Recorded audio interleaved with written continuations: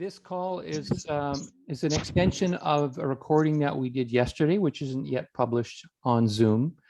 It was a Heart Followers group that was inspired from Quisha yesterday. She woke up feeling inspired to reach out to both Mehdi and myself, and we had a great conversation. Mehdi joins us for the first half an hour and then or so, and then we had to lose him because he was on a break at work, so he had to go back to work. But Quisha and I went on for like it was a 2-hour recording, as it turned out. So we went on for a bit afterwards. But Quisha's not here with us right now. I suspect she'll be joining us perhaps a little later. Don't know the reason. She didn't say anything as to what was happening.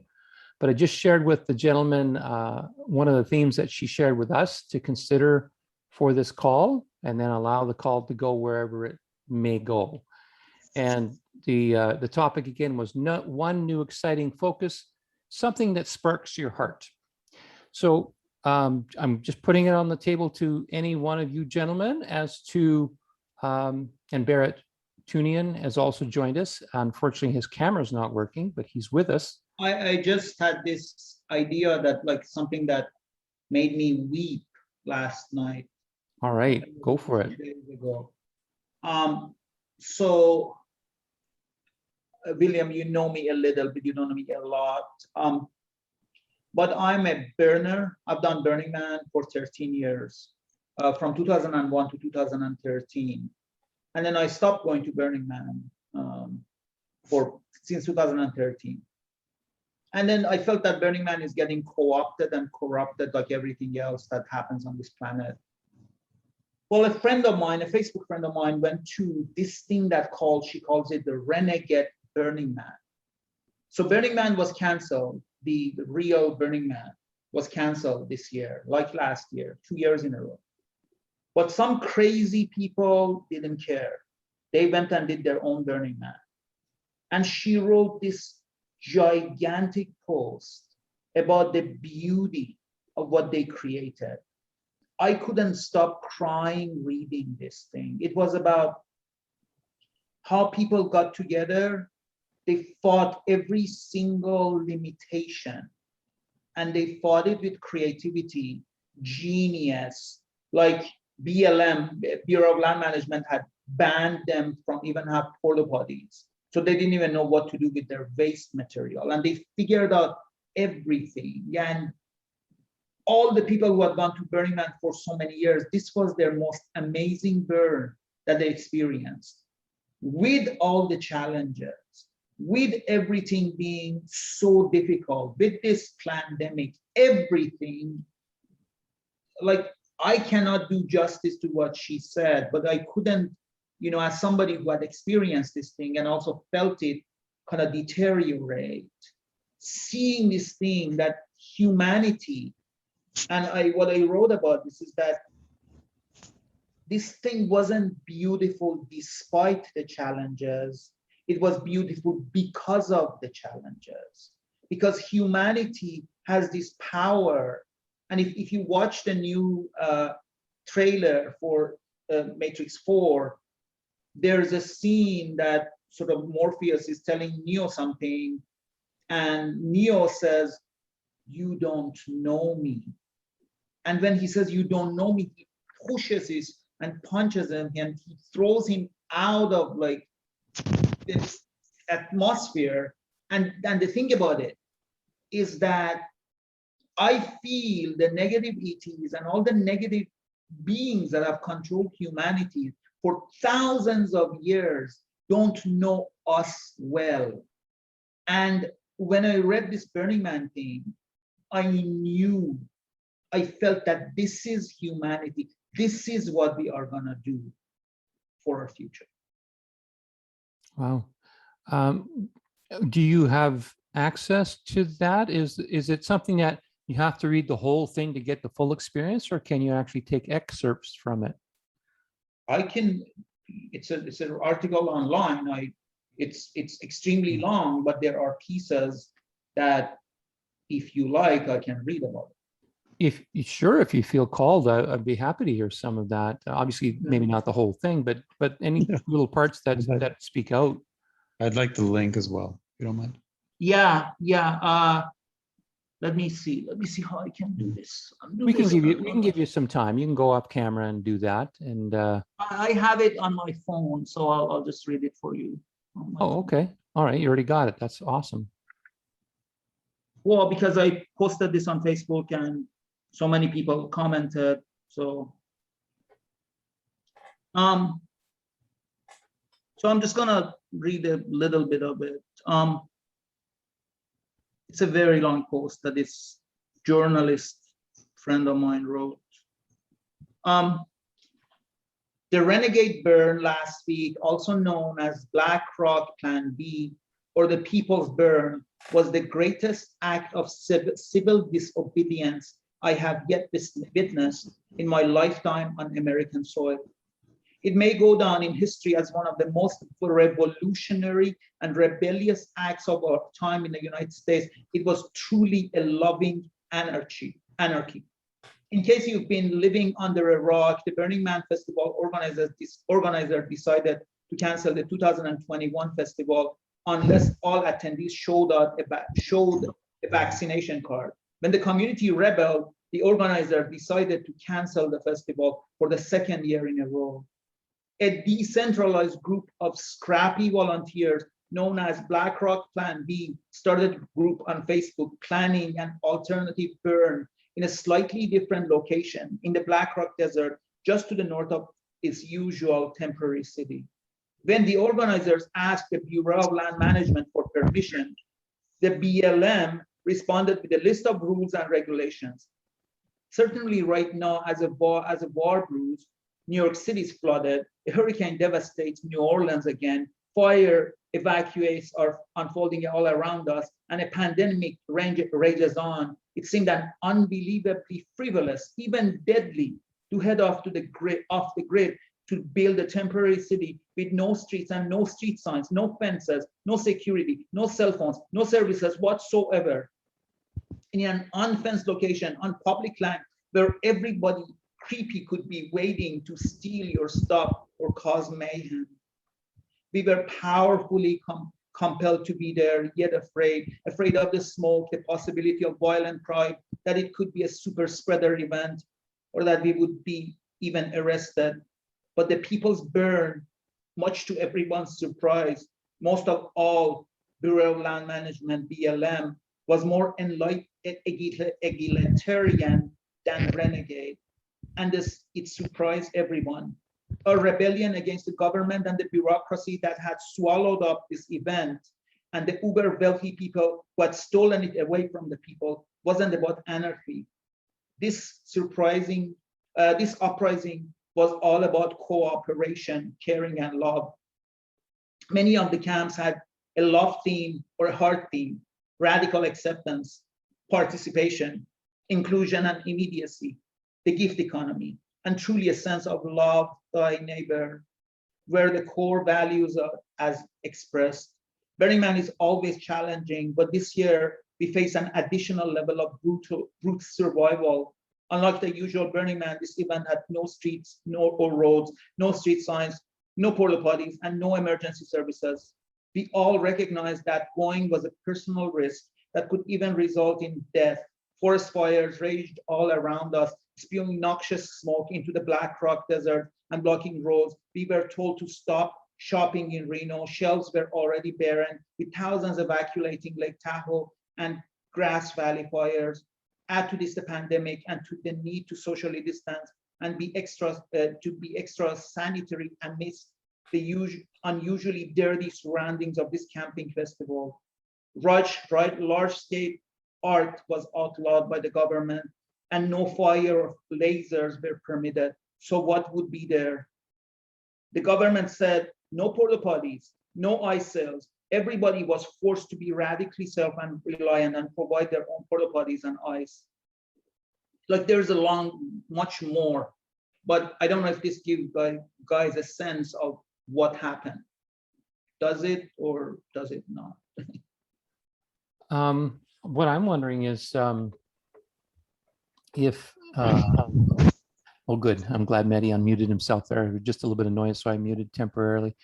The thing I was wondering is, just for those that are tuned in and for anyone on the call, including myself, I've heard of Burning Man, but I don't really know what sort of the intention is of it. Can you summarize that first for us, and then maybe we can let you know how the article fit into that? That's a really, really hard question. Yeah. Because Burning Man was something that you would make it to be. It's not possible to describe what Burning Man is. I can tell you that Burning Man changed my life. I was born in Burning Man. I was born in Tehran, Iran, but I really was born in Burning Man. And I found so much of myself in Burning Man. I found the greatest spiritual connection and the most powerful friendships in my life in Burning Man. There was art, there was alternate sexuality, there was nudity, there was amazing generosity, there was gift economy, there was magic everywhere. And this went on for years and years and years and years. But then it started getting co-opted and corrupted, where the billionaires would take over.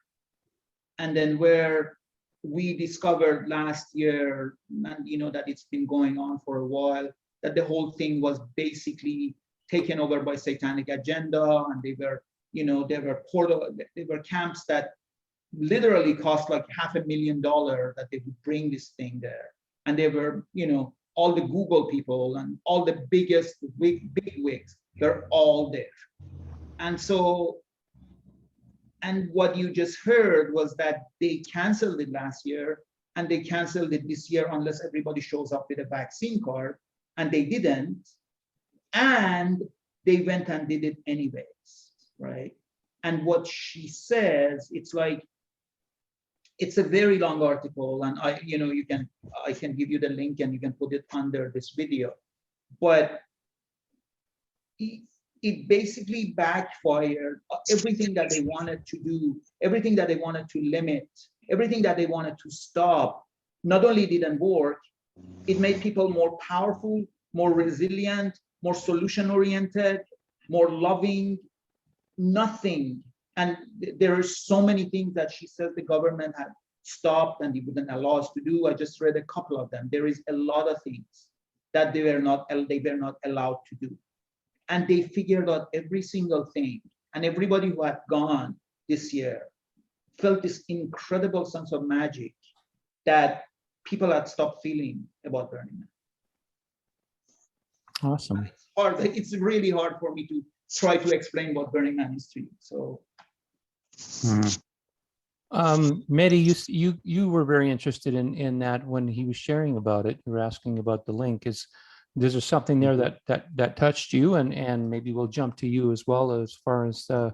the message here that we have that we're working with. Hi, Quisha, by the way.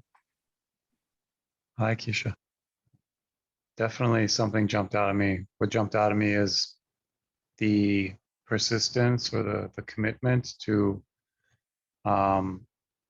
what people know intuitively about the need to gather. And it really is a need. It's such a need, and that's why it seemed to me they went ahead and did it despite all of these things that are happening. And the other thing is, I'm actually getting vaccinated. I've done my first one, and I'm gonna get my second one. And the reason I'm doing it, well, I have reasons, but I didn't want to, and I left it to the last second to do it because I'm traveling. It makes sense financially, at least, for me to go ahead and do that. But the reason I'm even mentioning that is because for me, I could have been like these people who did this festival. I could have been like, there's absolutely no way I'm getting vaccinated, and then figure out exactly what I need to do to go to Turkey and come back and, deal with whatever I need to deal with in the process. Yeah, but and I use that example as just something that I'm dealing with right now. One one sample of what I'm dealing with right now, and how the conversation around, I suppose you could summarize in this shall be, as in like, there's no way that we are negotiating this. There's no way that we are compromising this, you know, and it's inspiring and so enriching for me to know that there are people out there who are holding their ground. Like, it's, yeah, it just feels good. Those are my leaders. They're doing it out there, and they're creating the opening for me to step into it. Oh, Awesome. thanks for letting me share. Awesome. Awesome. I'm just wondering if, Baret, we have you on mute. Is there, are you feeling anything that you would like to share with us based on the conversation so far? I'm just happy just to go with the flow. I mean, I'm just happy that we're all here right now and sharing this energy. I'm happy just to go with the flow. Very good. Okay. Maybe because I can't see you, if you do want to say something, either jump in, and we'll make sure that we give you some space, or even raise your hand or whatever, and I'll make sure that you can thank get you. in. Thanks, William. Yeah. I don't know. I had a hard time with that, actually, with that theme that Quisha shared with us. Simple enough request, but I guess what I recognized for myself was that I don't know if there's anything that I consciously give myself or look forward to on a regular basis. But at the same time, I'm always checking things out. Like, I'm always seeing what will show up. And today I was watching a short 3-minute video, and it was called Shoulder Taps. And I just shared it with the group here about an hour ago via email. And it was a lovely story. And I don't think I'll spoil it. I'll just let you guys watch it if you wish. But I was very touched by that. And so, you know, I can't speak, like I say, I can't speak on something I look forward to on a daily basis, but I have my moments. I have things that come up where I do feel this certain sense of gratitude. Matter of fact, earlier today, I was feeling really grateful for the people that I've met through the TAO Eternally group, through Randall, and how like one phone call to a relative stranger, just because I followed him online, you know, and I took the step out to reach out to him, and all, before I knew it, I was feeling like almost like a best bud. And in a group of 3, we're chatting in a Telegram group and joking, as guys sometimes like to do, and that was a lot of fun, and we still do it to this day. But then just getting caught up in that energy of connected with other like-minded people, and just today, just a little revelation that I really felt. I just really felt gratitude. I felt very thankful for the people that have come into my life. There's certainly been other things that have sort of stepped into the background of my life, which I'm wondering if it will ever come forward again. I mentioned yesterday in a recording about the volleyball business and some challenges going on with that. And I don't know if I'm going to be having that business or not. The next few months will dictate that. But definitely, I have my moments with videos, moments with certain awarenesses that come to my attention. Those are the kinds of things that I feel inspired by. Quisha, can I pick on you? Is there something that you'd like to share with us in that regard? Are you going for my nose? No, I was looking more at the third eye.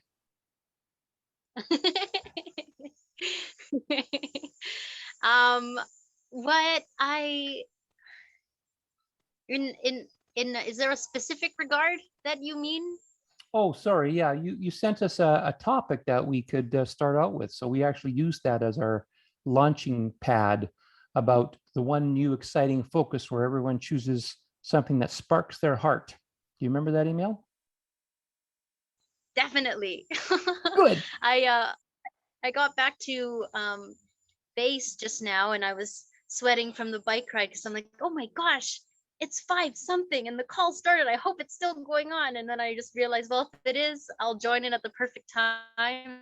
And here I am. And the one thing I really want to share is how much fun I'm having with this the shorts that are on YouTube, that people either record through YouTube or TikTok, which I've never utilized, but learning how to do shuffle dancing.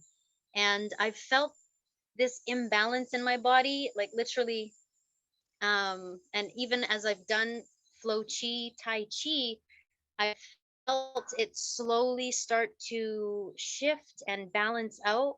But it's pretty much like Tigger dancing because it involves a lot of bouncing, and so the footwork's kind of here. Let's see if I can. Ooh, Okay, so demonstration, the folks. one that I got the other day, which but it was tired and like this is I wasn't getting it, and it's basically 8 simple counts. And I was laughing at how simple it was, but I could feel my brain going, huh? And then my body was like, and I could feel what my body was needing and that I was giving it what it needed, and how I've been really up in my head and in this kind of more flow this way, and my base. Anyways, so the move that I got yesterday, and I did another one today, but I really liked the one yesterday. So it went like this. It went, what's my strong side? Okay, here we go. And 1 and 2 and 3 and 4. Oh no, hang on. Okay, hang on. We lost you. Just when you took the first step, we lost you. Okay, yeah, that's perfect because take 2. Here we go. Okay, let me remember what I'm doing here. Okay, it takes my brain a second to register, which is not something I would have liked to verbally admit before, because if it wasn't something I could be really good at, it was like, don't tell anyone. Okay, so okay. 1, 2, 3, 4, 1, 6, and 7, and 8. Okay, she makes it look a lot more graceful, and I'm holding the phone, so it's a little bit new of an angle, but it's basically a really simple structure. And so I decided that every day I'm going to try one of these new videos, and it's so funny and shocking to me that it takes so much effort because I'm staring at the video and I'm like, okay, that's her left foot. Okay. And I get really technical and in my head.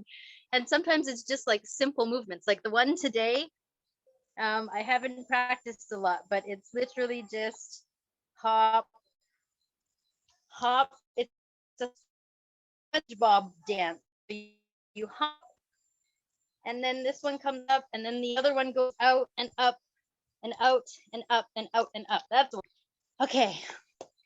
So that's my one thing that I'm really excited about, and I just, it's reminding me to be fun, and to be playful with myself, and that it's okay to share the process of imperfection. Yeah. And what else is there?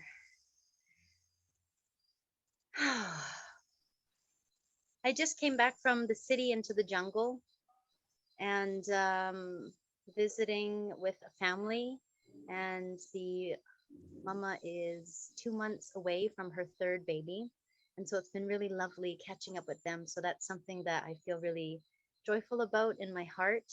And as I was on the shuttle and I was sending those emails out to everyone, like I had these inspirations of, okay, I'm I'm flying high and feeling, and this is what's coming through. And at the same time, as I was integrating some videos that I'd watched on Dr. Joe Dispenza and just other teachings, what I was repeating to myself is, I'm a billionaire. I'm a really awesome billionaire. Wow, I really love being a billionaire. Like, just feeling the joy of knowing that that's something that I've created. And one of the things that, for those who've listened to Abraham Hicks, you might have heard her say before, she's like, some people, you might not feel comfortable, or you might not want to talk about things that you say you have and you have, even though it's not physically manifested yet. Some people might think you're kind of, off in another world or what have you, but our beliefs are so strong. And I watched another video yesterday, of a Sky Life on YouTube, and she interviewed a wizard who's traveled around the world and studied with different shamans, and knows a lot of different techniques, some that I really relate to in my own mystical medicinal woman shaman journey. And he invited two of his friends to meet her and to amplify her intentions. So they got together and just really meditated on what her new intentions were for her projects and upcoming in her life. And I thought that that was so beautiful, and it excited me and filled me with this energy of like, wow, that's what I envisioned for any groups that I talk with, or like anyone I get to share moments with, is that, like, how can we amplify what one another are up to and focus our energy on that. But there was something else. There was one of the friends that he invited. He shared about how his journey in manifesting. He said, because he was bullied a lot, but he would say like, I'm a millionaire, like, and he puffed himself up kind of thing, and talked about, I'm a millionaire and I'm a Tommy Hilfiger model. And he's like, and mind you, I was 7 years old at the time, but he talks about how later in life he's now a millionaire and he's been a Tommy Hilfiger, but because he believed it and he spoke those words, just the power of our intention. And that's what I've been working on as I've been following my heart, being a presence that is very different, from every environment that I'm in, and how to still believe and keep those mantras going for myself. And there's been times when I've been really good at it and felt good no matter what's going on in the surroundings, and there's times where I've just like been in the sewer, like trudging along going, this is another experience. But I'm grateful for all of it. And yeah, I'm really excited to share the billions of dollars that are meant for wealth redistribution, and to function on the basis of trust, and to have an account that certain people have access to. And the way it functions is fully on trust. If you have a project in mind, it's something that we can talk about and get excited about and amplify together. But there's no criteria to, you must this or answer to that. It's literally just, if you have access to it, you have it for a reason. And go forth and share with whatever organizations or whatever makes your heart happy, or whatever you need. Or I want to buy my house, I want to buy my folks a house, whatever it is, and with the intention on replacing whatever is taken out and doubling it, even if it's not something that you can do right away. But having that intention, I feel, is very powerful, because that's what I did naturally when I was younger. The savings account is anything I had in savings. In my brain, I programmed, I don't touch it. But if I do, I put double back in. And so with this very simple, basic way about it, this is how I feel, just like anything else that we share in our abundant lives, whether it's the fruit on our table, a dinner, a pair of chopsticks that we have two of and someone doesn't, it's the same thing, whether it's billions of dollars or $5, to me, it's all the same. And so that's what this journey of heart following has been about. And I really care to foster, to continue to be consistent in feeling really great myself, and being able to hold that high vibration and feel good, and continue to find ways to have other people also feel that way and benefit from that way. And what I'll finish off with is Dr. Joe Dispenza. As I was coming on the shuttle, what I created in the fields, in the quantum field, is that he will want to come down here with a team of his super team and work with this community of Kawita, as this is a community that was highly impacted late 60s, early 70s by non-locals, foreigners coming in, Westerners, and bringing a lot of different things, drugs, and the whole community being altered. And all around the world, change happens. So I just felt like, well, I haven't mastered or even been in person with Dr. Joe Dispenza, but I love that vibration. And with the people he's worked with, I feel like he could make such a huge, massive shift for people who are hungry for knowledge and who just don't know what they don't know. But there's a desire and there's an openness. And yeah, I just feel like I've benefited so much from Costa Rica and many places I've gone to. And so just being willing to create that out loud and to know that it will all happen in its own time and in its own way, because I know that we are all creators of our experience, our human experience, and anything that we focus on, we amplify. So that's where I'm at. Yeah. Thank you, Quisha. Did I hear correctly? Let me see the names here again. The man who was speaking when I popped on, was it Hamid? Hamid, yes. Did I hear correctly? Because my volume's a little low here. Burning Man, did you mention Burning Man? Or did I hear wrong? No, I mentioned something about Burning Man. Okay. Yeah, Burning Man. All right. Okay. Now that we've got that clear, I'm battling. we got that one figured out. Yeah, no, he was talking about experience Burning Man, and you jumped in right. He was sharing an article, a portion of an article that he was sharing that really touched him and moved him. And then I asked him the question about, can you tell us a little bit more about what Burning Man is, which was apparently a pretty loaded question. So it wasn't the easiest thing to answer, but he did an honorable job with it. So thank you, Hamid. Thank you. I wanted to say something that, so I wanted to sort of agree with you, William. I don't have a daily practice of anything that brings me. This is not, that's not how the crazy mind I have operates. But I have one thing that regularly I do, and it brings me enormous joy. And I do improv theater. I have been doing improv theater for about 10 years now. And right now we are doing it twice a week with my partner here with a group. And we are doing it on Zoom. And the power of improv theater is that, I don't know if you guys know what improv theater is, because it's a very American thing in Canada. Yeah, America, Canada, but it's become. Yeah. Would you guys we do an improv theater together right now? Would you can we do one together? Sure. It's like, oh, that's hilarious. Yeah, so basically what happens that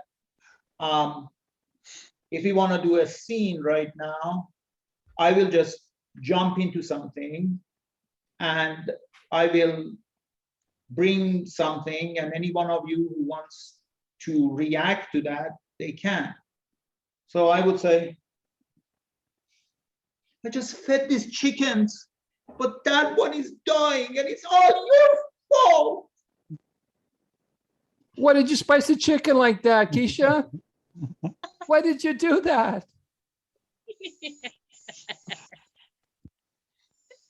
I thought it was made of rubber. I didn't know it was real. You and your kinky mind, young lady, I told you going to that NYU was gonna destroy my daughter, that the daughter that I brought up with so much religion. No, she can't even see a chicken, and she's a rubber chicken. It's all your fault, William.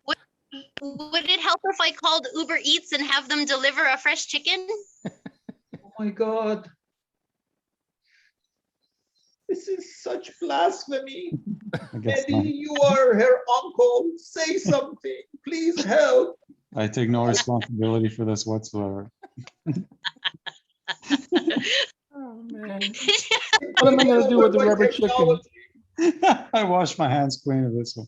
What am I going to do with the rubber chicken? I mean, and the damn thing's hot too. I mean, what are you going to do with the hot rubber chicken? I mean, seriously. There I can't are even- things you can do. There are things you can do. You don't want to go there. Because just, but a rubber chicken doesn't lay eggs. Do you understand? It doesn't lay eggs. It's for You are other. so- Perhaps yes. It does like sounds though. Those are I the- believe eyes that bulge and go. That's for sure. It you know, I think she was teaching it lessons before she put it in the oven. What kind of the rubber chicken in the oven again, and you let her. I look, she's got her own mind. She's going to do what she's going to do. I can't stop her. Oh, I wish my father was here. He loved doing corporal punishment. Would have What does it served. look like? What? You said corporal punishment. Does that involve a sergeant or a colonel, or is it specifically a corporal? it means Make fun bottom of line. my accent, young lady. Make fun of my accent. It's okay. No. Thanks. Corporal punishment. He would put you on his lap and he would spank you with his belt the way he should have. If your father, William, had done this, we wouldn't be in this place right now. Look, In- there's certain things I don't do. And I don't do punishment. I don't hit anything. All right. It's like if I hit something, I'm going to be Except the feeling bottle, guilty for okay? weeks. You You understand hit that? the bottle, my dear. I've seen you hit the bottle, and you should stop drinking so much. Your face is red again. Your veins are popping out. And I'm sorry to tell you, but everybody can see it. I hate when I get called out. Yes, you do. And seen. And see. Whoa. Thank you for leading us through that one. Definitely. Yeah, I felt like wrestling. we were kind of going to Wonderland. I was like, wait, what? This is basically an improv scene. The only thing is that improv, we don't use people's names. We give people different names. Yeah. But you guys, Okay. we use people. So that you create characters. Yeah, Nothing's because personal. William could be an 80-year-old Chinese woman, right? Or you could be a 12-year-old Manchurian boy or whatever. Or Mehdi, there could be an alien from third Oh, Mars. He does look like an alien. Look at him. I do. It's a gray. It's a gray. Oh my God. That's like he was such a great presence there with that weird alien look. It was great. Yeah. He just needed a couple of big black buttons for eyeballs. You know? Yes, it's That's what that is. And we needed Baret to play the audio part. So he could have been Yeah. God, or he could have been Totally. like a narrator maybe, or something like Yes. that. And then want to leave Baret out just because his camera's not cooperating with him. yes, exactly. He could have laughed or said, That was him. He's the voice of God, just like Mehdi was the voice of God yesterday. This is Yeah. great.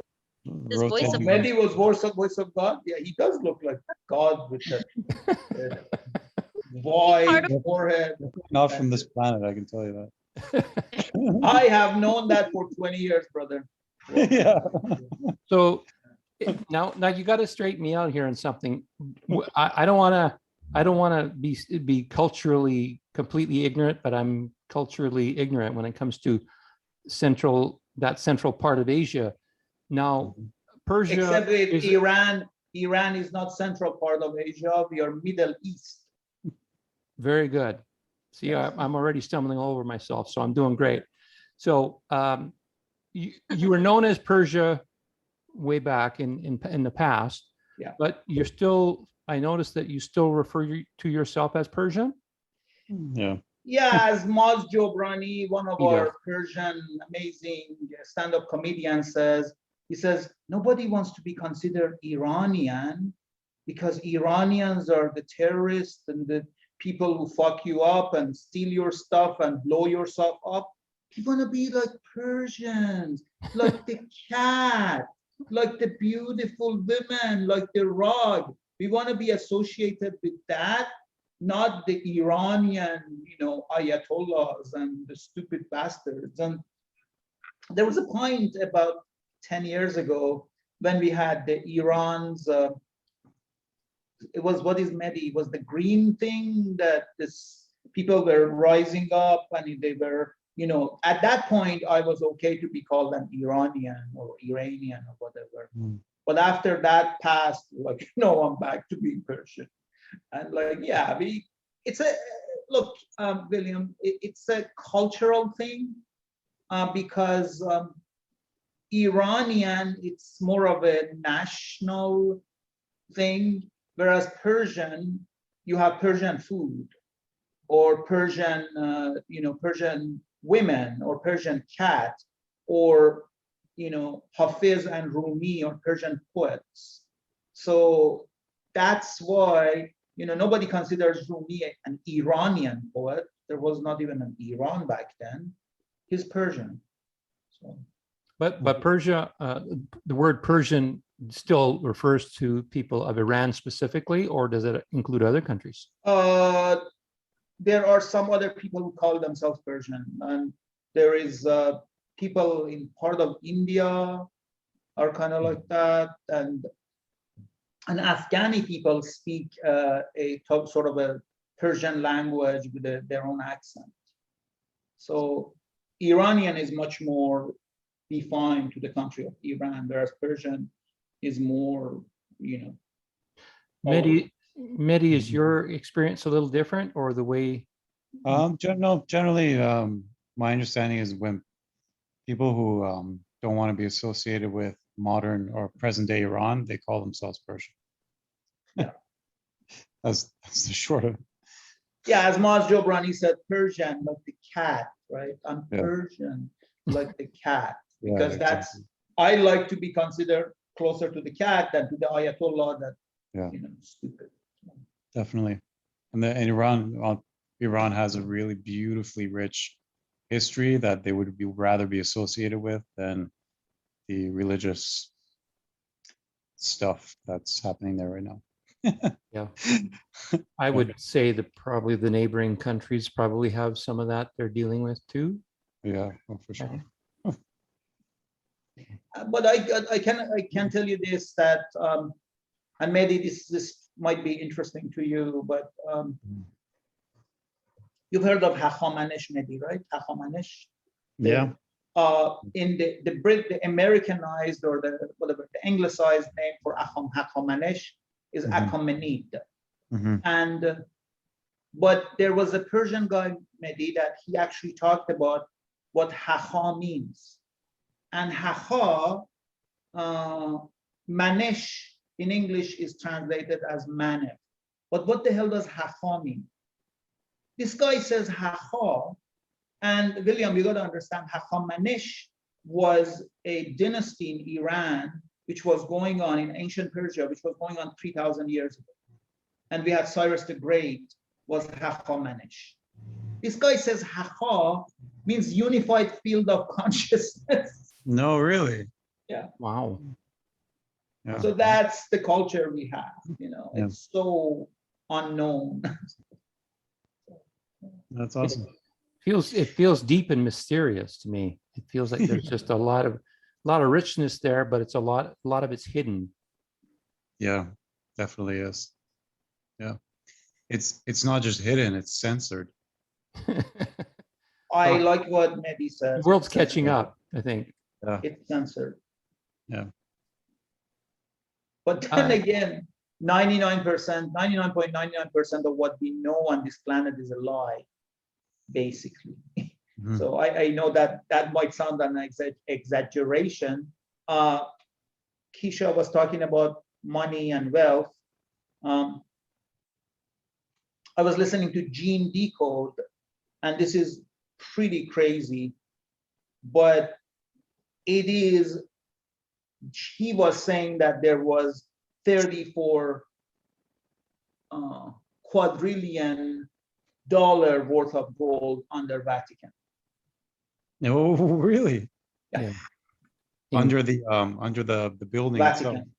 Well, there's tunnels and things underneath there Domes, too. yes. Yeah. I believe that. Deep 100%. underground military bases for those Yes, who don't know sir. what DOMs mean. Domes. Dome. Yes, and so there was this gold, and he even said that there's even more. And he said later they came and found from Vatican to Jerusalem or to Switzerland or something, there was 700 septillion.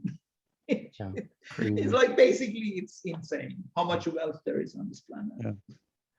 Yeah, well, I'm looking forward to seeing how the changes that are coming, which I sense are coming. I don't know how you guys feel, but it feels like there's some shift coming that we're a part of, and yet I don't know if we know what that is for us. Yes, Quisha, you're muted right now. Sorry.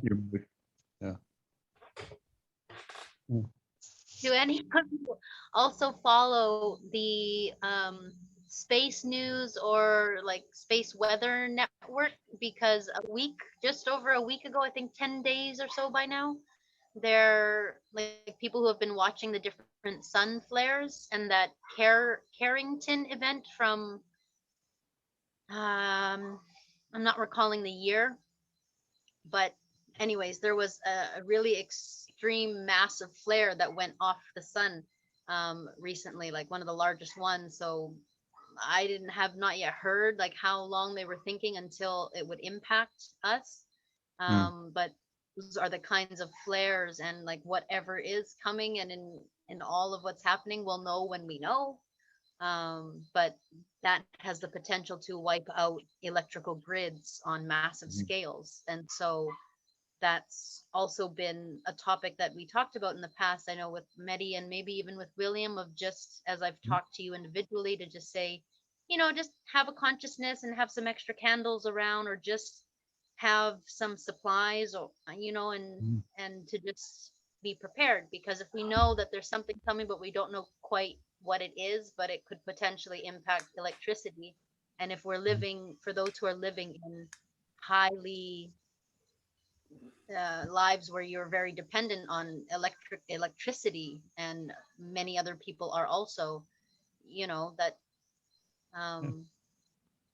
that could just change a lot of things very drastically for people. And whether that's going to happen soon or whether that's going to take another how many months or year, like I'm not sure, but that's just been something in my subconscious of awareness to just be considerate of. Yeah. And so, space. I just wanted to say that, William, change is coming and change is not coming. Because it all depends on where are you vibrating. It depends on what timeline you are on. And, Gene Decode talked about this, and he said, there's a light timeline and there's a dark timeline. And if you're in the light timeline, you're going to start seeing med beds and Gesara and wealth distribution and all the amazing things are gonna start happening, and you're gonna see that. But if you're on the dark timeline, if you are part of the people who are destroying the planet, or you're just don't want to wake up, then there's a very scary future for this planet. And the way he looked at it, he said by 2045, that Earth would not exist.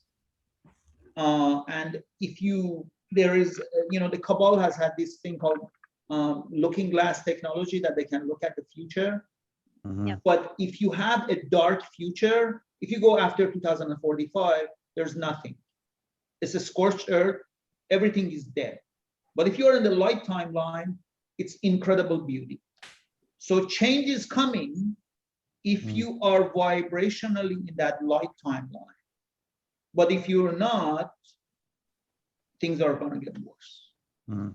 I want to actually tie in what you just said, Mehdi, or Hamid, with something Quisha said earlier. I watched a couple of the videos that you sent over, the links, and I did watch the one with the young lady who was working with the wizard, and I was reminded of, like they mentioned the 5 points, just to refresh everyone's memory, five things that you can do to really ingrain the kind of future you want to create for yourself, and doing it in a what I would call a solid way. And I really recognized those points, and what I observed in myself as I was watching that. And you guys, I think, would probably all have access to that link, so I do recommend watching that video. It's pretty cool. But what I recognized and kind of got afraid for a little while at first, that was my initial reaction, fear popped up, is I noticed that my mind, my thoughts generally first go to doubt. Never happened to me before. Why is it going to happen to me now? And when I recognized that, that's when I got afraid, because I realized, I said, if I continue to keep buying into my cynicism and those cynical thoughts and bringing them in as my reality, then I'm going to create that, right? I'm going to create a world that I experience that will be full of doubt and mystery and darkness and those kinds of things. So even though I know a lot about the things that Hamid was referencing with Gene Decode, just because I know him doesn't necessarily mean that I'm on that timeline. I realize that there's some spiritual work that's available for me to do if I choose to do it. And there's a part of me that's like, kind of, to be honest with you, kind of lazy. Like, I don't really want to do it. Like I'm feeling weary. I don't want to do another 5-step program or whatever, like I'm feeling like that. So it's this sort of ping-pongy thing. I don't want to do anything more. I don't want to do anymore. I was almost like a little bit of a tantrum as well, thrown into the mix of all of that. So it's funny. It's the feelings I got were fear, was resistance, was self-criticism. And I know that if I stay there, it's not a healthy place. But I also know that if I experience those kinds of feelings, that if I don't hang on to them and I just let them ride through me, that I can get through to the other side. So I don't know if that inspires anything from anyone. I know we haven't heard from Baret at all. I don't know if Baret has anything to mention. Well, what you brought up is extremely, extremely important, William. Very important. I have a friend, my close friend Jenny, that we talked to with Randall with her. In our last conversation, we talked about these spiritually evolved leaders like Deepak Chopra or whatever, Dalai Lama, and they've all kind of went to the dark side. And like, why the hell did that happen? They're so spiritually evolved, but they're really not. Because what Jenny said is that your spiritual evolvement could just be a programmed damage control. You're not really being yourself. You're not being your God source. You're just reacting and acting programmatically. What you say, the brilliance of what you said, is allowing yourself to have fear or misgivings and all that. That's part of the very important process of being in that journey of evolution. Because if you self-censor and editorialize yourself before having those things, you are turning yourself into a machine rather than letting these things and not be afraid of them. Let them come to you and hold them. I talked yesterday about this, that one of my favorite authors is Elizabeth Gilbert, a writer of Eat, Pray, Love. And she says, whenever I want to write something, I want to create something, I know the muse is sitting there in the driver's seat and I'm sitting next to them. But I know fear is coming. And I write this, that I say, fear, I know you're coming with me to this journey. And that's okay. I understand. You're welcome to come with us. But you, at no point ever are you gonna drive. And dude, forget about even touching the radio dial, right?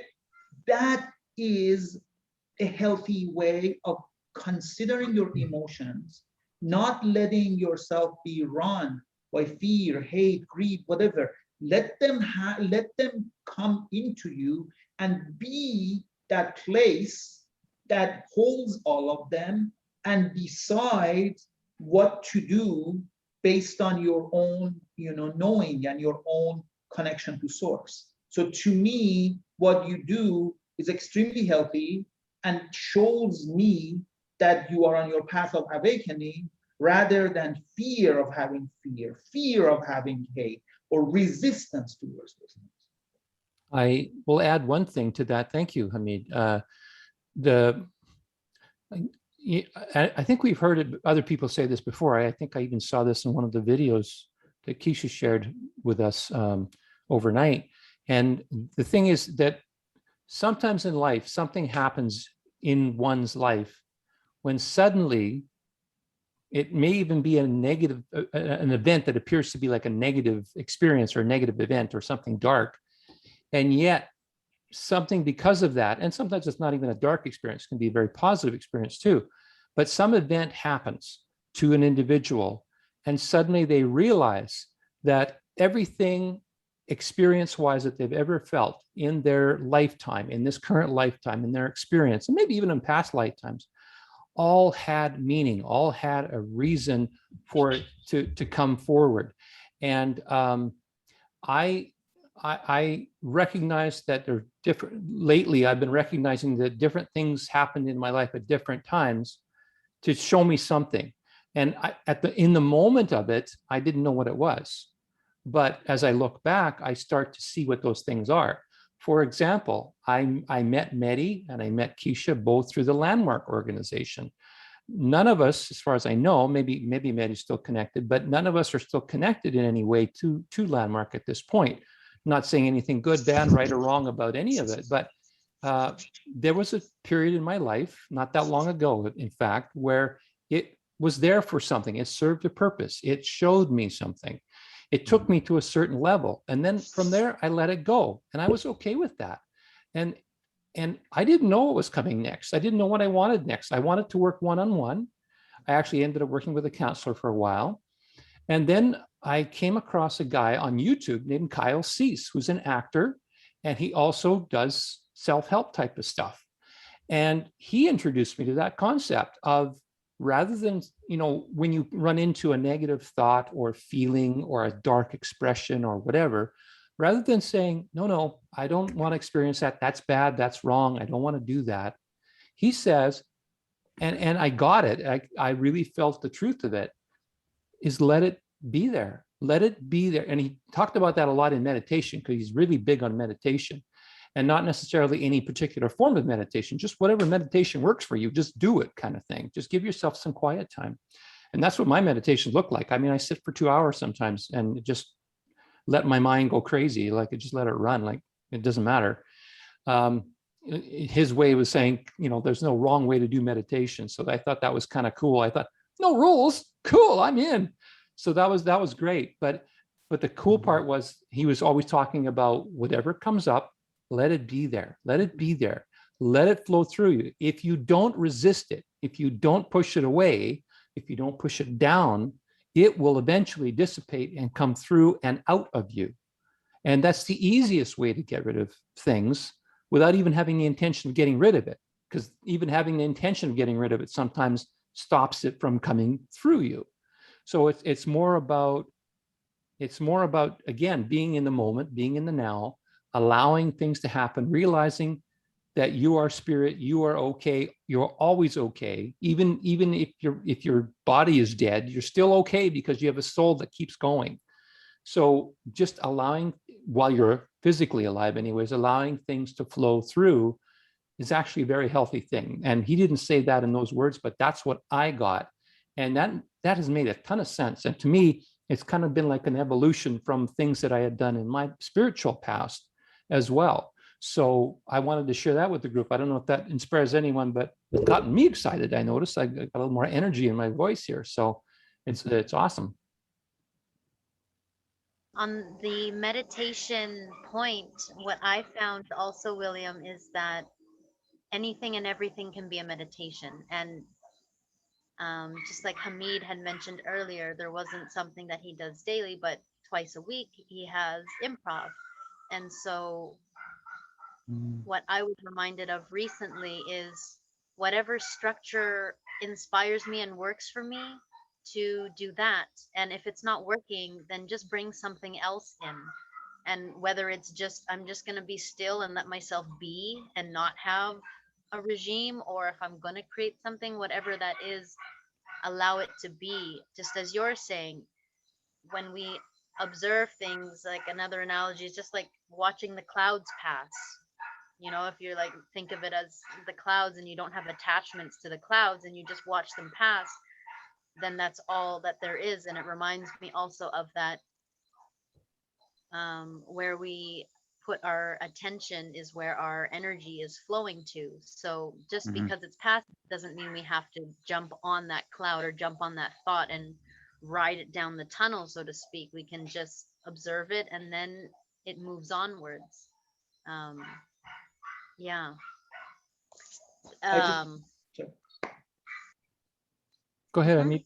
Okay, so I have a black belt in Aikido, and my Aikido sensei, he was getting his 6th degree black belt, and some student asked him, what's the difference? What's the difference in you now with when you had your 3rd degree black belt, and now you're getting your 6th degree black belt? And it's like 10 years passes to do that. And his answer simply was, I trust more now. That's all. I trust more.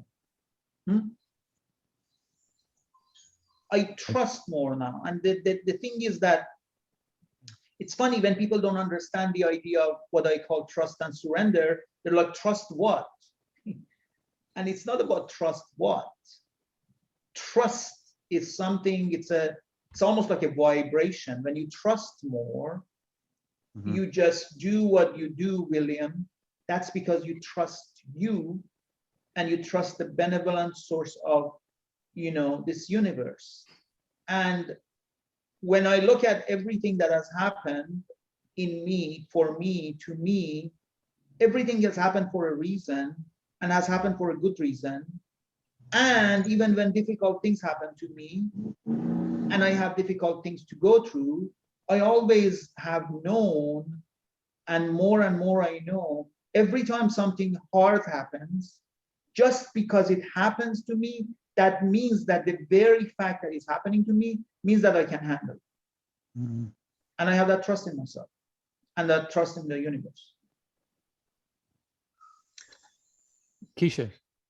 I love that because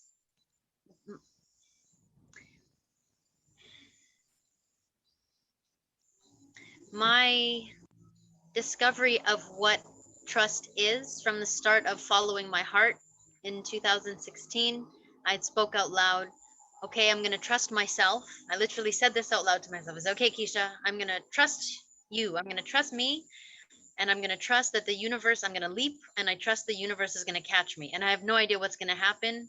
All I know is I'm just going to keep following my heart. And so in this journey, I uncovered that I really didn't know who I was. And I had to really work to uncover that I was being myself all along, even in this process of uncovering, because there was also so many ways that I had learned behaviors and different things that didn't feel like it was the essence of me. And so it ties into what you were saying about Sadhguru and some others, and that it's not even them. It didn't, in my experience, didn't resonate as true, because just yesterday or the day before, I'd seen a video where Sadhguru was basically, he said, someone asked him about, oh, you're that man, the tree planter, because he helped in or did some project and reforested some areas. And what he said was, look, like, I'm not the tree planter. It's just the fact that there's supposed to be trees there and there's no trees there. And so I'm planting trees. But he's like, if you ask me like what my honest self is, like people ask, well, how are you so keep yourself going 365 days a week and do all these different things, and why? He's like, well, actually, honestly, like the day that will be wonderful for me is when I'm unemployed, because when I'm unemployed, it means everyone's feeling fantastic. And I'm only doing things because there's actions that need to be taken. And so I'm actually very lazy, but there's stuff that needs to be done. And so I'm just taking action after action. And that really resonated with me, as that's how I feel. I listen to where I feel spirits directing me. And then at the same time, um, there's moments where I've been, okay, well, checking in with my heart. What does my heart want? And sometimes it has felt like it wants something different than what spirit's directing me, and feeling this like, well, wait a minute, what do I do? And if I'm wanting to be the being that I say I want to be and serve for the highest good of all and have an impact, because I also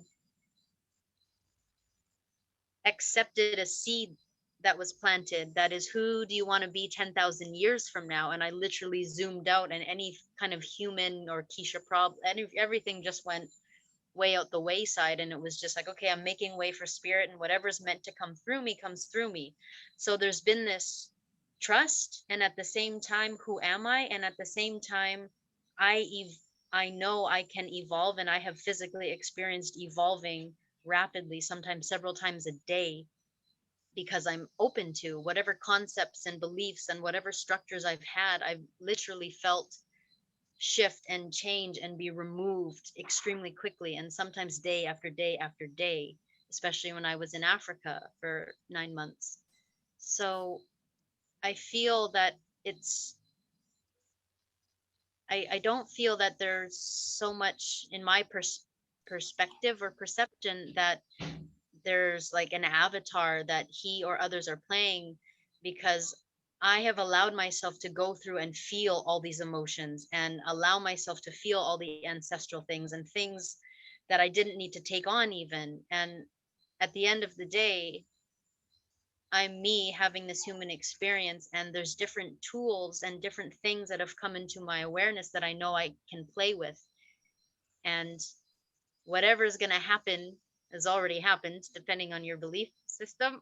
But at the same time, I just feel like, well, just like I would say when I was younger, happy or sad, either way, you're going to live. So I rather choose to be happy. And it feels like it's just as simple as that. Yeah. I wanted to jump in too and say a few things from what Hamid was saying a moment ago. I realized at some point, and not that long ago, I don't think, that at least in 3D, in the 3D realm, that it didn't necessarily mean that life was supposed to be a happy place for us all the time, even though we were striving to be happy all the time. Seemed to be, at least in my world, it seemed to be like the goal, the thing to get to. So I want to be happy. I want to be always happy. I want to be happy when I'm feeling sad. I want to feel happy, that kind of thing. But some of the best teaching and learning experiences have been the hardest and darkest times.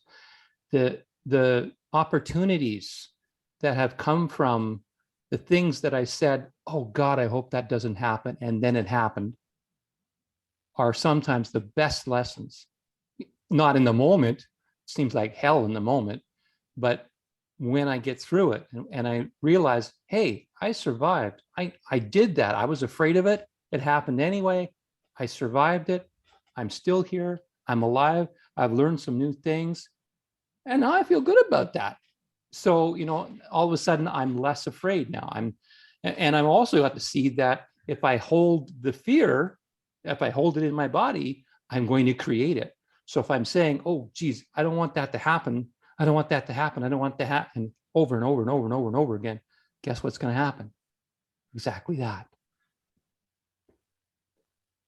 I wanted to say something. This concept of choice, and I talked about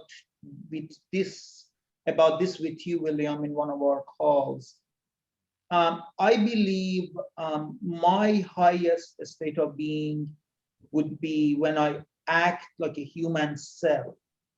What a human cell does, it has triple bottom lines. This is how your body exists.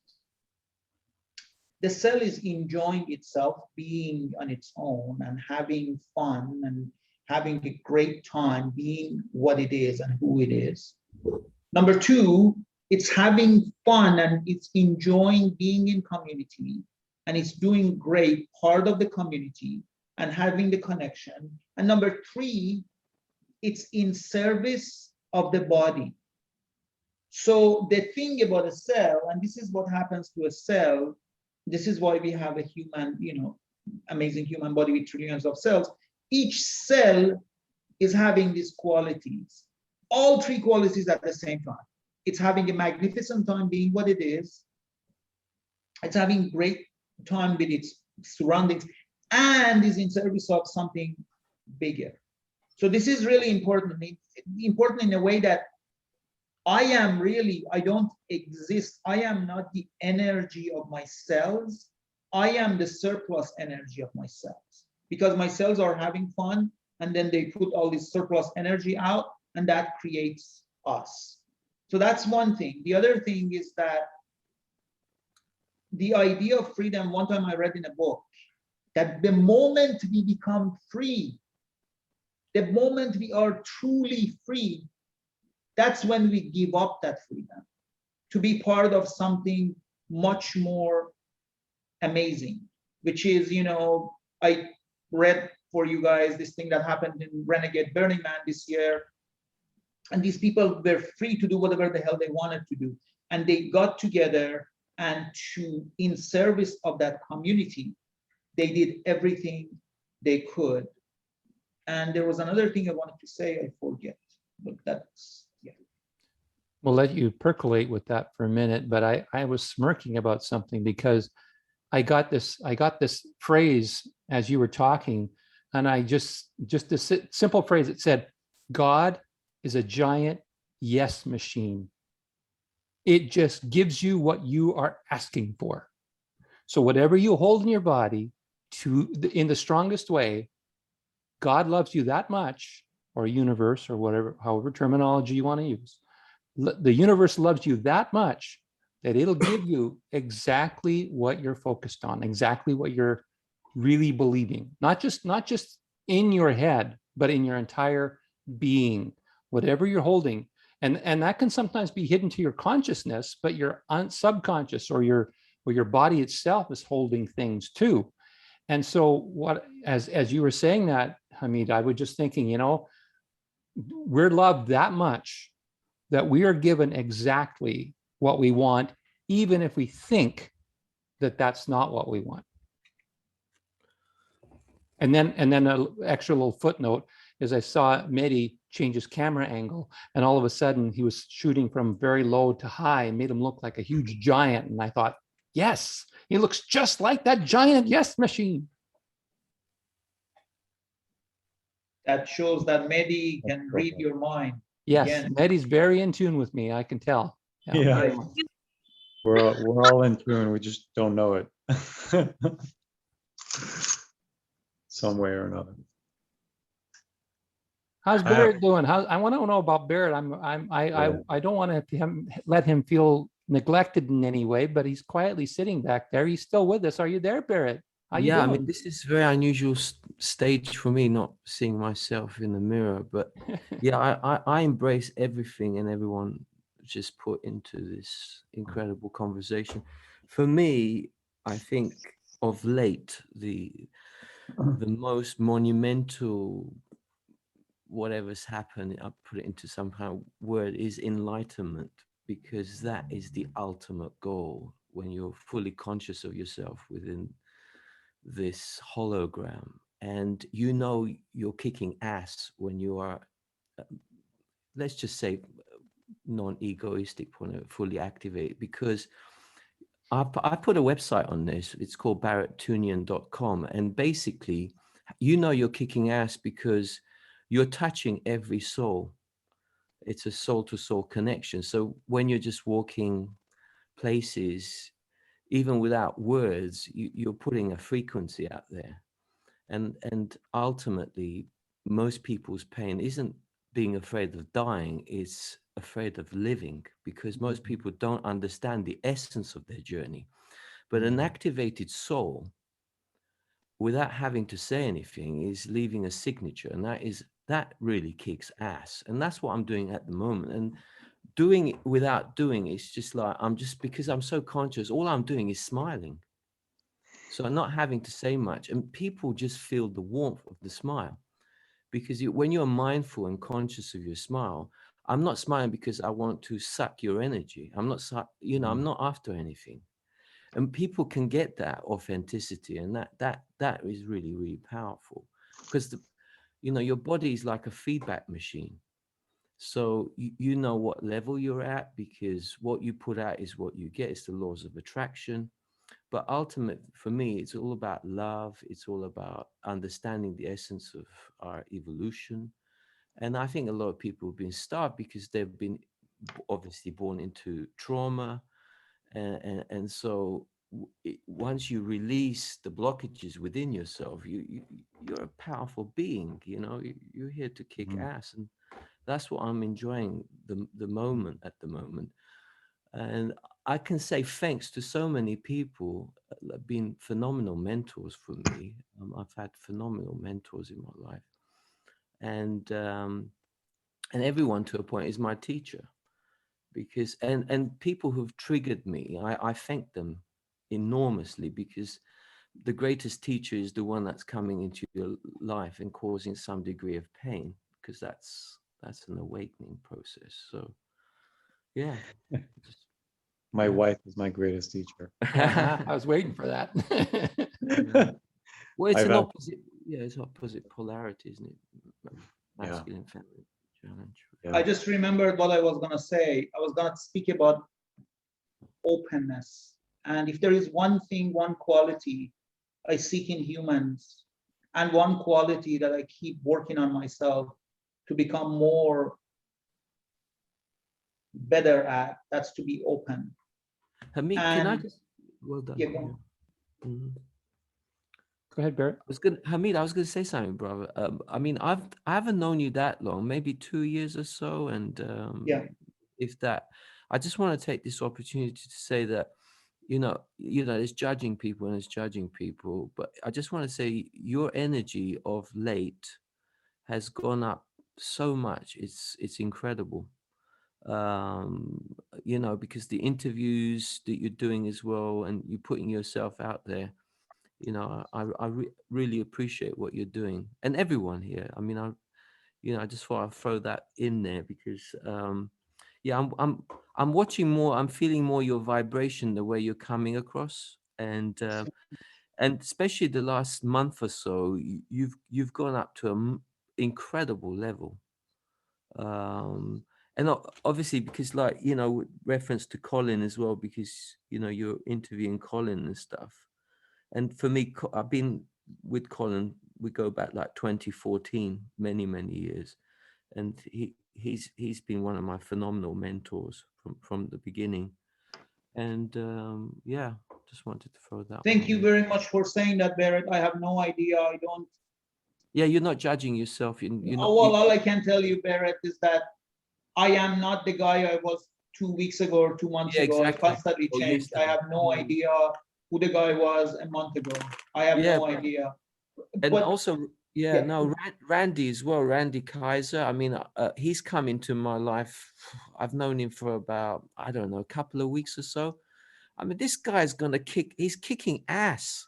This guy's really kicking ass. I love every cell in his body. I think, I mean, I support this guy I mean, he's, I don't know what else to put into words. The guy is incredible. I just want to speak about the openness thing. And I feel that, you know, I don't really meditate, but if I were to say, if I meditate on something, I work on something, is staying open no matter what. And it's actually what Baret said that brought that back to me. Because, you know, I have been, you know, as Mehdi said, I felt like an extraterrestrial for about 20 years on this planet, at least. And before that, I didn't know why humans, I don't understand humans. I've never understood humans for basically all my life. But 20 years ago, I discovered I'm an alien, I'm an ET. And what really helps me and has helped me in the last few years is that just trying to stay open. No matter how somebody says, what they say, how weird it sounds, how, you know, how much I get triggered, all I work on all the time is just stay open. Stay open. Don't give them a chance. But the funny thing about the staying open that I'm saying is not become a doormat. Stay open as long as they honor you and you can honor them. But the moment they fundamentally hurt you or damage you, then you don't have to stay open. But until you establish that, stay open. When you say you don't have to stay open, you're presenting a choice, right? I always have a choice, Mehdi. Okay.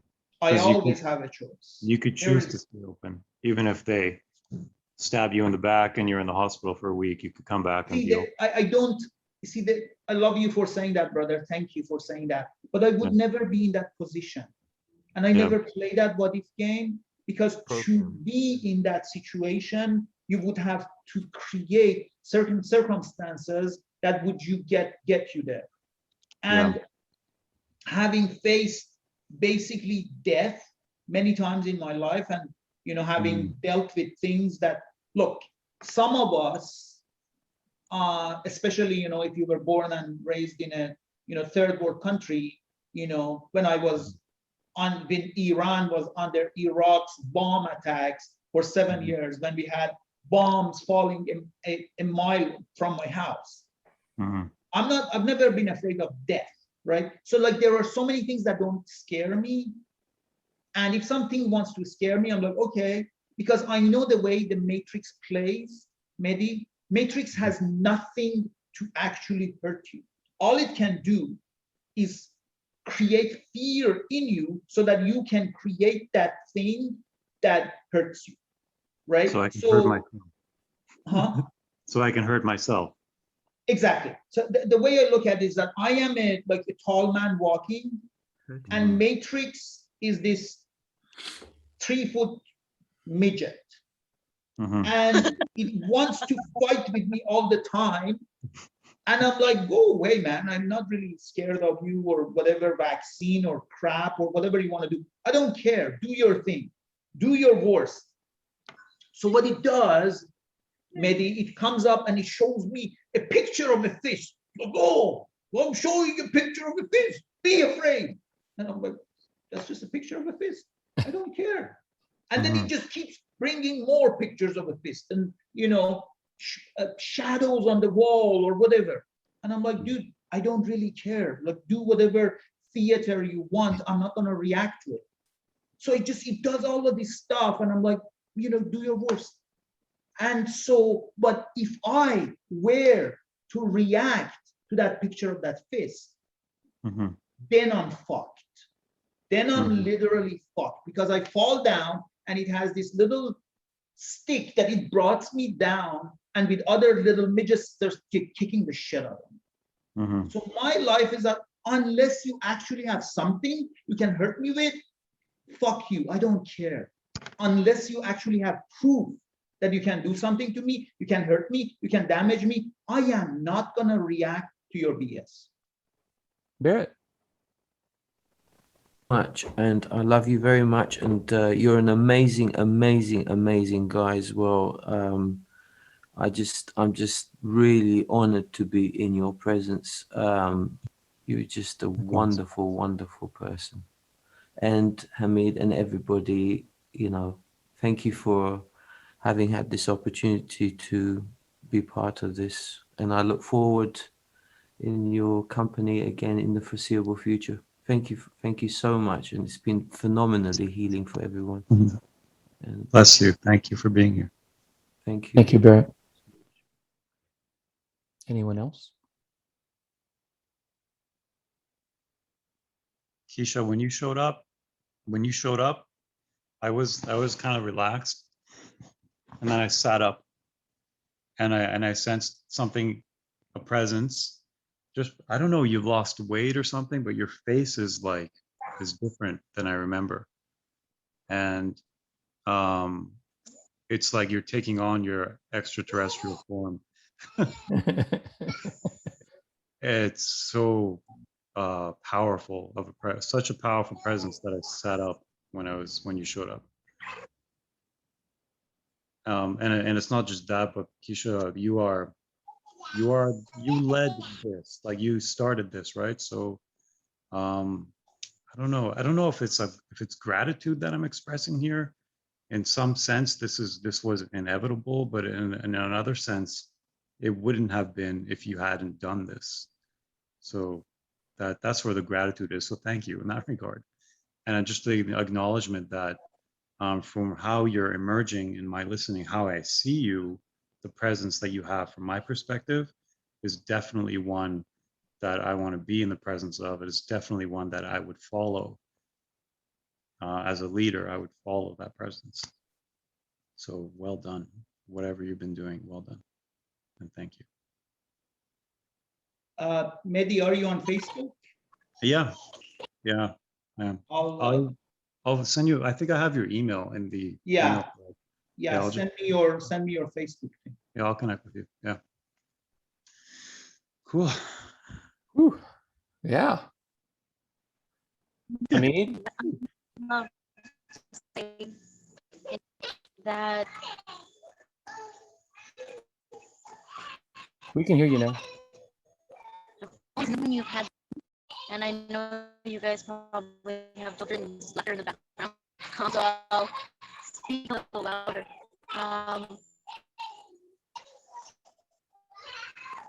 Yeah, we all called this in all together, so I'm grateful that all of us were here for one another, and that you had the perfect mentor show up to be able to hold space in the way that you needed to, and tap in deeper into your truth and uncover your own clarity,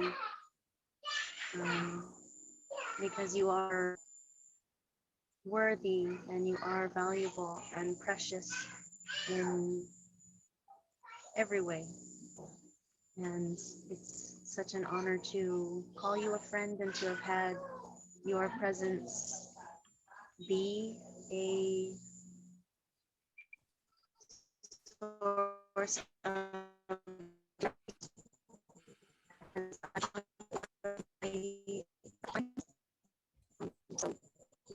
that you can bring back to you, and only more things to come for your success.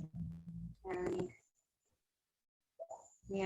you're laying a very beautiful foundation for your child also. Yeah. We had a little bit of technical difficulty there, Yeah. Quisha. We lost the last bit of what you were saying.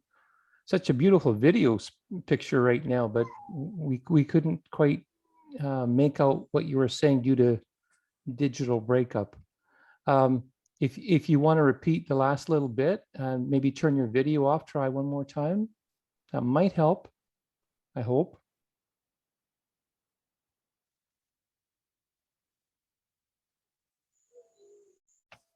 Where did you hear up until?